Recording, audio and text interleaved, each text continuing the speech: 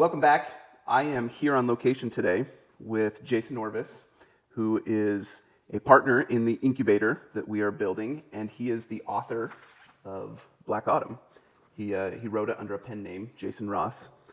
But welcome to the podcast, Jayson. Yeah, thank you, Ben. All right, Jayson, first tell us a little bit about your background prior to becoming the author of Black Autumn.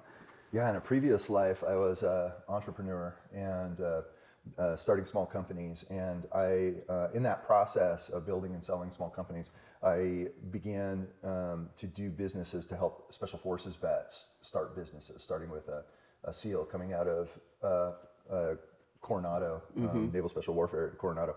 So those relationships spun up to writing and doing business with Jeff Kirkham, a former Special Forces veteran. And talk to me about the motivation to kind of make a change and be like, okay, it's been entrepreneurship up to this point. I want to write a book. Well, it was just part of doing stuff with Jeff, and we would war game out. Like, hey, what if the economy collapsed? What would happen? Mm-hmm. And, he's a Special Forces guy, so he was always about the planning. So he would talk like, well, the society might like break like this, and if it did, here's how you would best. Here's like the size of community you might want around you, and here's what would be the healthiest. Here's how you get logistics handled. And so he began to just monkey around over lunch. And he'd been writing when he would deploy to Afghanistan. And he had some really good stuff done. So we began co-writing and taking off on the Black Autumn series. So it was all part of developing his pen name. He had started several businesses, including Black Rifle Coffee, together with Evan Hafer. And we were cutting over into the preparedness space, and we started writing novels. Now, all of that logistical planning shows up big time in these books, because I've kind of grown up with a mentality of I need to be prepared. I was a Boy Scout, and so I've spent a lot of time preparing, but when I read Black Autumn, and you guys kind of take us through this scenario of what happens if an atomic bomb goes off in California, what happens to society and supply chains and the grid and food and everything else, and as I'm reading this, I'm going, holy crap, I am woefully unprepared for all of this. What type of reaction do you typically get from your readers? Readers of Black Autumn, well, Black Autumn talks about a black swan event, so it's not some specific thing that you can really sink your teeth into and say, yeah, I'm prepared for a nuclear war, or I'm prepared for a flood in my area. It's something way more general where dominoes fall, and so it's being prepared just generally in case of difficult times, which turns out is like a ton of fun.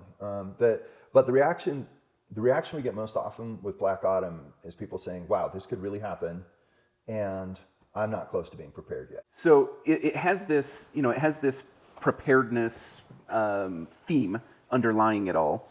There's more to it than that, right? It's not that preparedness theme that has turned this into a bestseller, right? What is it that has really driven the success of Black Autumn? And of course, there's 9 books in the series, right?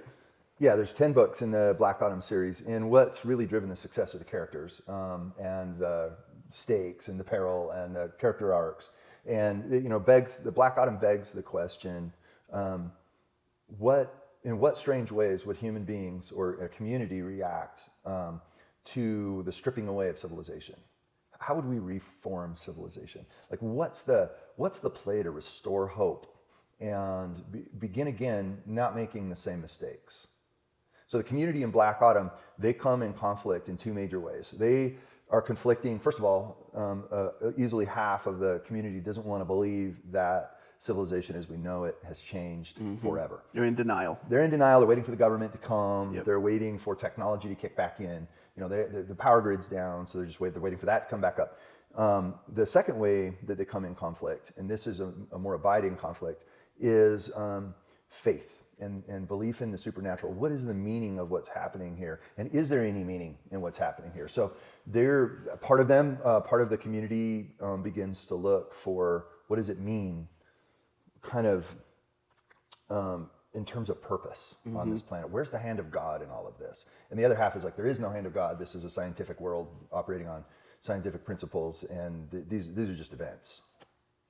As the author, or as one of the authors, what is when it comes to kind of that question of faith, in a chaotic, crazy situation. What was kind of the underlying message that you wanted to communicate to the readers? Well, it was actually a message developed by Jeff and I both. Jeff would always say, look, the first thing when civilization falls, and he's seen it all over the world, Haiti, Philippines, he's seen it in many places in the Middle East. When civilization and all our tools of civilization fall, faith is the first thing to rise. People come together around meaningful connection with each other, and that's faith. So Jeff felt faith is inevitable in a collapse, and faith would immediately rise. When human beings no longer control what's going on, we begin to look to the Almighty. We see that pressure. This is Black Autumn's the first 17 days of a collapse. So we see that pressure almost immediately to turn toward God. Tell us a little bit about the success of Black Autumn, right? It started out as a book. It's grown into a 10-book series. And talk to us about the growth of the series and what that has meant. The book series began in 2018, in fall of 2018, with a big lift because of the social media networks of Ready Man Company, Black Rifle Coffee Company. So we got a good solid start. We got a ton of lift from the Ready Man community, which is a preparedness community attached to our businesses, and also the Black Rifle Coffee community. And so the book began strong. It continued to grow based on really good reviews, and it's just so germane to survival, or I shouldn't say survival, more like just being prepared. So your family has a backup plan in case of flood, fire, but also something as extreme as civilization kind of cracking at its foundation. Black Autumn has sold, in terms of gross, around $2 million, the whole series in books, audio, Kindle Unlimited. So it has gross receipts of around $2 million. And I attribute that to the storytelling, of course, the storytelling, character arcs, plot peril, high stakes, but also because Black Autumn has this backbone of here are the skills and the sort of supplies you need to be prepared. And if you take the whole Black Autumn series, there's probably 1,000 distinct skills and call them items or supplies that you should consider. Give us an example of one or two of those. Like a wheat grinder, and then something to power the wheat grinder. So wheat is the cheapest food, the most reliable food source in the history of humanity. Right? Wheat caused civilization, essentially. Yep, it stores for years and years. And it's jam-packed with calories, but it's kind of hard to break into wheat. Wheat is got a lot of cellulose. You need to grind it. And grinding wheat by hand, if you ever tried that, is horrendous. Brutal. So if you're net not very far off, but not very far ahead in terms of calories, unless you figure something else out, like a bicycle-driven grinder or a power grinder that you have somehow solar power and a battery backup to run.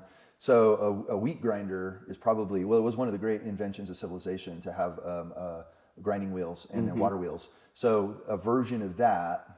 Somehow, and the books talk about all those, how to do it with a bicycle, although it just is woven into the story. So right. as a person who's thinking about being prepared, you think, oh, I have a couple buckets of wheat. How the heck would I turn that into food and not just this inedible kernel? Okay, talk to us a little bit more about this weaving things into the story, because in this case, we're using Black Autumn. We're going to make Black Autumn into a TV series, but this TV series is going to be piloting this concept of doing these deep brand integrations. So here you're talking about, integrating things like a wheat grinder into it, but you can also do that with a brand. So like Black Rifle Coffee, for instance, got woven right into the story. Tell us about that. Well, when the human brain is wired to look for survival advantage in every story we consume. That's the primary reason we consume stories, that we would sit around the campfire as human beings 100,000 years ago and tell stories about how we found this particular nut growing in this kind of tree in this sort of environment across the swamp. So our brains are wired to tell story in order to gain a survival advantage, straightforwardly. Yep. And every time we're watching Yellowstone or Game of Thrones, really our brain is saying, what am I learning here that will help me and my clan in the future survive? What's in this story for me? And when we find something that's compelling, we attach to it and learn it. So in kind of a more direct way, in the whole Black Autumn series, you're experiencing people surviving by their wits and through technology that they've been able to preserve or create. And it's really fun for the brain to latch onto that and say, that would be perfect for me and my family if ever anything went wrong. So the items and skills that they're looking for that, the reader is looking for that in a book series or in in a film series. They're looking for what can I learn here, or what can I get to increase my odds of doing well, of thriving? How can I create hope through better preparation? Technology, tools are one of the great innovations of humankind. What are the tools I could like easily accumulate in order to do better in rough times? So give us an example of, let's use Black Rifle, Black Rifle Coffee. How did it get integrated into the story? Well, depending on what part of the country you're in, coffee is like this one thing that generates just out of scale morale in a community. If you can have a warm cup in the morning of coffee, I mean, since cowboy times, Yep. this is you're looking at a major lift in morale. And morale is everything. If you've ever been in really difficult survival situations in the outdoors, morale is 100% everything. Losing hope is a disaster. I started my career in Washington, D.C., and I remember it was just like a common thing where people would, arrive at the office and say, I haven't had my coffee yet. Give me a minute. Well, the caffeine helps for sure, but also just the sheer animal joy of starting the day with a moment of contemplation and coffee. So coffee holds this place and has for a long, long time. Yet coffee comes from very far away. In the continental United States, there is no coffee growing. You have to go south or go to Hawaii to grow coffee. It doesn't grow in the continental United States. So it's been being shipped here since cowboy times. Black Rifle Coffee, of course, it was the same characters are written into the book. So of course, we told a story. Meaning the founders of Black Rifle Coffee are written right into the book. Yeah, thank you. And these are well-known social media influencers. Yep. So that was really fun to write them in. J.T. Taylor, Matt Best, Evan Hafer, Jeff Kirkham. So they're written straight into the book. But we tell the story. Tell the story in this dystopian future of the creation of Black Rifle Coffee. It's kind of funny. And it's like a moment of everything around Black Rifle Coffee is funny in the novel because like Evan Hafer, he discovers a warehouse full of green Guatemalan coffee bean and they like squirrel it away so they can roast it and like have their own coffee thing. But then they start a business, because these guys are like, whatever happens in the apocalypse, we've got to have coffee. And if you know Special Forces veterans, that is actually 100% true. It's accurate. They live and die on coffee. So yeah, it starts out that these guys like find a warehouse and they like hoard it all, and then they have like this, and they're treating it almost like it's like cocaine. They're like, we've got this coffee and it's precious, and people will pay us an arm and a leg for it, which would actually be true if you somehow had green coffee bean. So it's a fictional genesis story of the brand. Yeah, so we make the brand funny. We attach it to the Special Forces innovators who actually did start it. So in the story, you're reading about a fictional beginning of Black Rifle Coffee, which already exists, obviously, as a publicly traded company these days. But we tell like a new version of the genesis is super fun and adds a cool element of humor. Yeah, so they're a $1 billion brand, right? They're huge, and their growth, could be contributed to 100 different, choices that they made and things that they did right. But of the, how many readers have read Black Autumn? It's over 500,000 Yeah, or something. it's approaching 750,000. Okay, so coming up on 750,000 people. So those are people who have been now exposed to the Black Rifle Coffee brand in a way that goes much deeper than if they just saw a Black Rifle Coffee ad here or there or saw it in the stores or whatever. How does that type of brand exposure and brand integration impact Black Rifle Coffee? Great question. Well, and of course there's 15,000 reviews on Amazon for these books, and actually Black Rifle Coffee is mentioned quite often in those reviews. And the reaction people have, we have this one thought about product placement that it's very distracting to storylines. It can't be, right? It can be, and it's most often most often the case. The readers of Black Autumn react to the Black Rifle branding in Black Autumn as it's saying that it's additive to the storyline. They say it 100% of the reviews that mention Black Rifle Coffee are mentioned actually that there are real social media influencers actually written into the book who all have their own commercial motives. Yep. They react to it as though it added a ton of fun, of context, to the story. So we get a lot of hoorahs for Black Rifle Coffee in the reviews, and people and readers, done artfully, which it is.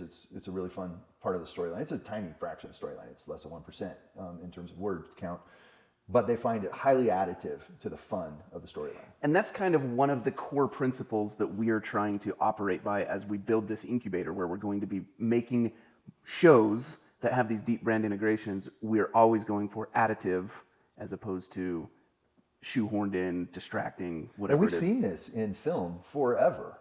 We just notice the ones that are done ham-handedly. The That's right. product placements that are, for example, Lego Masters is a phenomenal. And when Lego Masters comes along in season 3 and adds a Jurassic Park challenge, and they add a Marvel challenge, that's additive to the experience. My kids were like jumping off the couch when it was Marvel Day or when it was Jurassic Park episode in Lego Masters. And Lego Masters itself is a highly brand integrated concept. And then, like, you know, I bring up a lot of times the James Bond car. It's highly additive to the James Bond experience. You're not thinking, oh, here we go again, Aston Martin. You're thinking, which Aston Martin? Let's see this car. Yeah, I want to check it out. And you can go back in time, like the movie Toy Story. Highly additive brand integrations that drove the plot, the character arcs, what you learn from the books. It's not subtractive. Yep, that's a core principle. Now, having, you know, 750,000 readers out there, that is a base that Hollywood would be interested in. I mean, you could take this series to Netflix. You could take it to, you know, one of the major studios to have it adapted for TV. Why are you choosing to go this route where we're going to incubate it and then we're going to take it to the Angel Studios platform? Why are you choosing this route? Well, I've looked at and talked to producer showrunners. Obviously, it's an obvious fit for Hollywood. This series is exactly where Jack Carr series was when Prime picked it up. Amazon Prime picked it up. It was Jack Ryan? Pardon, Jack Carr. So that was the Terminal List with Chris Pratt. Got it. Okay. So that book, his book series, was in exactly the same place in terms of reviews, sales, as Black Autumn when Amazon Prime picked him up and ran with it. So we've chatted with Hollywood about doing this, and from many sources we've had a lot of offers. I don't see the point in developing a story that's just going to follow the same arc as any other Hollywood story, which is big splash and then pretty much a negative hockey stick. And now that's from a revenue perspective. From a revenue perspective. Meaning it comes out of the gate, it gets a big push, but then it kind of like comes back down and just ends up in the long tail catalog of shows that go on a platform or something. Yeah, so like the actual value of Terminal List today. So Black Autumn, we're both military thrillers, right? So you can measure how the books are doing in Amazon. Terminal List and Black Autumn, we're right on the same level of sales in Amazon in our category, military thrillers. Then, when it was announced that Chris Pratt would play the main character, those sales shot through the roof for Terminal List massively, and they produced just a phenomenal show. Terminal List is a great show; you got to watch it. Chris Pratt kills it, and you know Jack Carr, his pen name, couldn't be a nicer guy. So really good deal that everybody won there. But if you go look at military thrillers today, probably 18 months after Terminal List came out, Black Autumn's number 4. Because it's an ongoing concern. Terminal List isn't even in the top 100 books in that category in Amazon. So you experience this negative hockey stick of revenue readership where a show is just a flash in the pan. It's like a really good year, and then it's gone, essentially gone from a revenue standpoint. Businesses don't operate that way. Businesses grow over time, and the enterprise value of a business becomes greater and greater. These stories, you know, as we've learned from Donald Miller in Story Brand, businesses should be stories. And then I argue stories should be businesses because they should, a good series like Terminal List or like Black Autumn should become a business. Now, I'm interested in enterprise value. I'm interested in something that grows in value over time that you could sell to an equity firm or sell to a strategic buyer.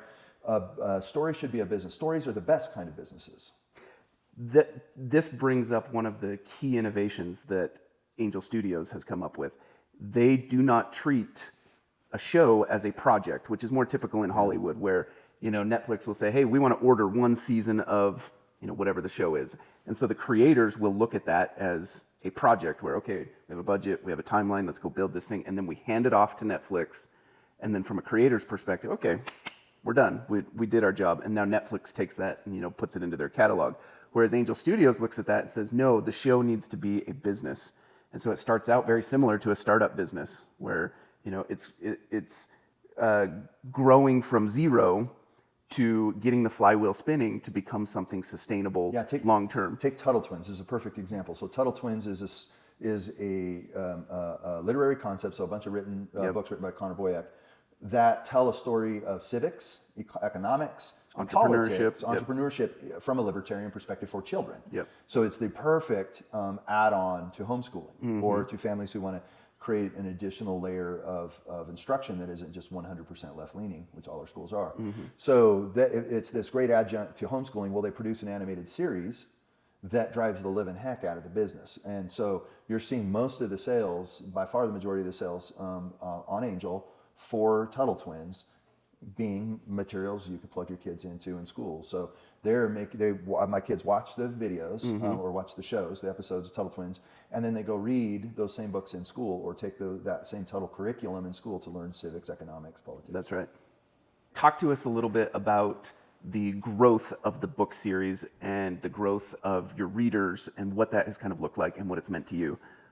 Well, because Black Autumn was essentially an integrated business entertainment brand from the very beginning. So Black Rifle Coffee, Ready Man, and a variety of other products. These deep integrations that we're discussing. So our growth has been completely different than anything else you've seen in the literary world. The growth trajectory of Black Autumn has been pretty much exactly what you'd want to see in a business, which is essentially the opposite of what you see in a film or most books. Most books, sales go like this.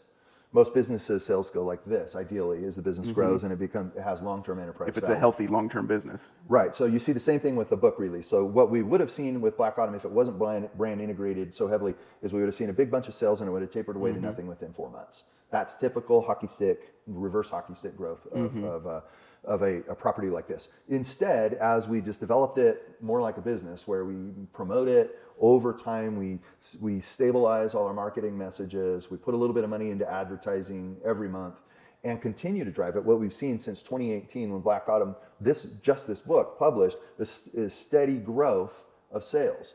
And then we published 9 other books to go with it, which really increased our ROI.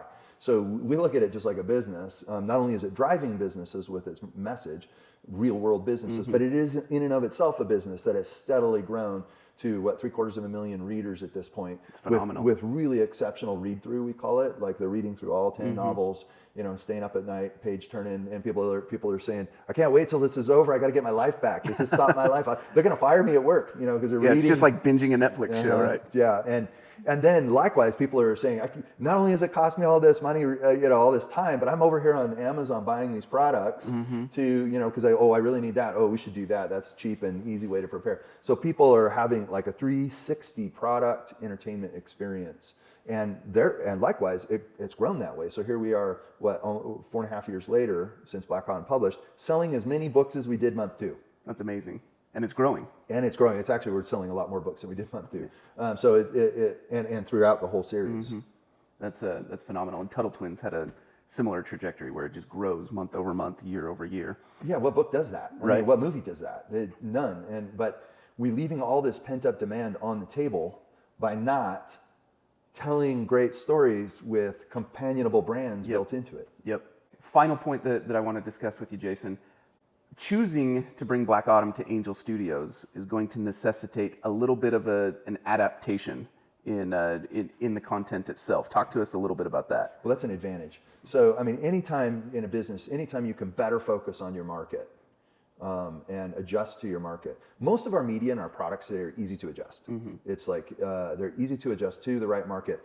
And when people come to a product, they didn't see a billboard when they came to the product. They saw something targeted to them in social media, usually targeted to their demographic, and they're getting a big affinity bang. Internally they're getting a lift by affinity. So this book series was written to military thriller readers and preparedness. People who read preparedness fiction, which, believe it or not, is a genre, a really strong affinity genre. It's always been a story of faith, but the faith aspect of the story has been a thematic thread throughout. So it's always been a story of faith. It's always addressed the questions of what does faith do after in a time of great uncertainty. And the answer is faith will rise. For sure. You look at all the history. Rewriting or kind of crafting the Black Autumn story to accentuate a little bit more, and it only takes a bit, the faith themes and the faith plot lines in the story is super easy. It's a piece of cake and it's additive. It makes the story better for that niche. So people who've been watching Chosen or Dry Bar Comedy or Tuttle Twins are going very to family focused. Very family focused. Generally speaking, at least faith curious people are going to love a dystopian story about hope.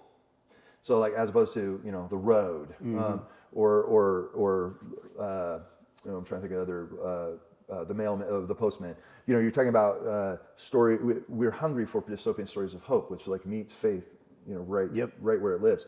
So the taking a military thriller and shining more light on a community coming together around a homestead and homesteading and around growing food together and worshiping together and having faith together and having conversations of what is the meaning of what's happening here. It's a perfect fit. And I'm really excited about turning the story toward a little bit different audience than your typical Tom Clancy. Yep. Well, Jayson, this is going to be a fun journey to be on with you. And for our listeners and viewers, we want to have you along for the ride. So please, like, share, subscribe, follow along as we go through this process. We're going to be adapting Black Autumn, and you'll get to be part of that process with us. And then, of course, that's going to be the first of what we hope to be many shows that we apply this model to, of these deep brand integrations, so that we can make the stories lift the brands and the brands lift the stories, and create win-win situations. Yeah, absolutely. It's going to be a lot of fun. All right. Thank you so much, and we will see you on the next one.